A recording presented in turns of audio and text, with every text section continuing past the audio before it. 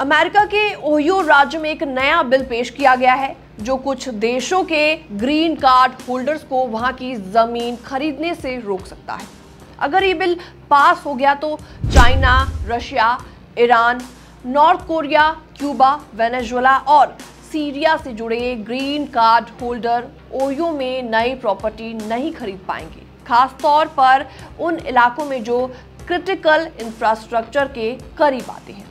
Hello and welcome, मैं हूं आपके साथ प्रेरणा कौशिक और आप देख रहे हैं एनबीटी इंटरनेशनल। तो इस बिल का नाम रखा गया है हाउस बिल 1, जिसे ओहियो की 2 रिपब्लिकन राज्य प्रतिनिधि एंजल किंग और रॉय ने मिलकर पेश किया है। इसके अलावा आपको बताते हैं कि एंजल किंग ने न्यूज वीक से बातचीत करते हुए कहा कि ये बिल नेशनल सिक्योरिटी के लिए बहुत ज्यादा इंपॉर्टेंट है। हमारा मकसद है कि power stations, water treatment plants, gas pipelines और दूसरे सेंसिटिव एरियाज को सर्विलेंस यानी कि जासूसी से बचाया जाए। अब सवाल यहाँ पर ये उठता है कि कौन कौन सी जगह होंगी जो रिस्ट्रिक्टेड या प्रोटेक्टेड प्रॉपर्टी है।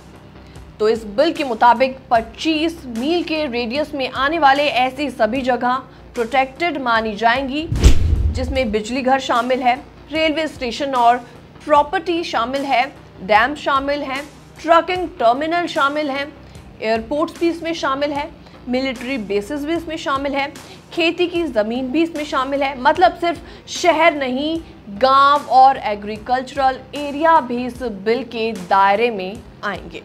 अगर ये बिल पास हो जाता है तो जिन लोगों पर ये लागू होगा उन्हें 2 साल के अंदर अंदर अपनी रिस्ट्रिक्टेड प्रॉपर्टी बेचनी पड़ेगी और इसका पालन करवाने की जिम्मेदारी दी जाएगी काउंटी शेरिफ को। अब एक जरूरी बात, इस बिल का असर सिर्फ ग्रीन कार्ड होल्डर्स पर पड़ेगा। यूएस सिटीजन्स और ड्यूअल सिटीजनशिप रखने वाले लोग इस बिल से एग्जेम्प्ट रहेंगे।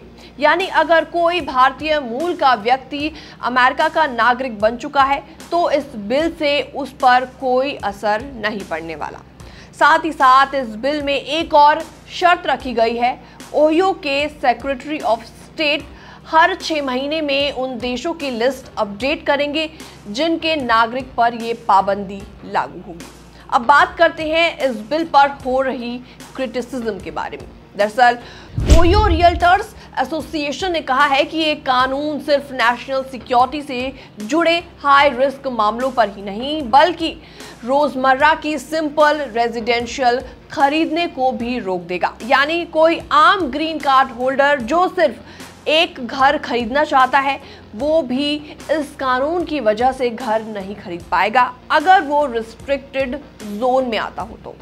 आपको बता दें, फ्लोरिडा और टेक्सास जैसे राज्यों में भी इस तरह के लॉज पहले ही लागू हो चुके हैं, लेकिन वहां इन्हें लेकर कोर्ट में मुकदमे भी चल रहे हैं और नेशनल लेवल पर बहस भी लगातार जारी है।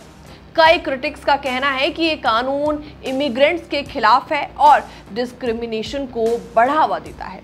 हालांकि एंजल किंग ने साफ साफ कहा है कि ये कानून देश की सुरक्षा के लिए इम्पोर्टेंट है, किसी खास समुदाय को ये टारगेट नहीं करता। तो अगर आप या आपके कोई भी जानने वाले अमेरिका में मौजूद हैं, खासतौर पर ओहियो में, तो ये खबर आपके लिए बहुत ज़्यादा इंपॉर्टेंट साबित हो सकती है, क्योंकि अब वहाँ प्रॉपर्टी खरीदना सिर्फ पैसा और ग्रीन कार्ड होने पर नहीं बल्कि सिटीजनशिप और नेशनैलिटी पर भी काफ़ी ज़्यादा डिपेंड करने वाला है। फिलहाल इस रिपोर्ट में इतना ही। बाकी वर्ल्ड से जुड़ी छोटी और बड़ी खबरें देखने के लिए बनी रही है एनबीटी इंटरनेशनल के साथ।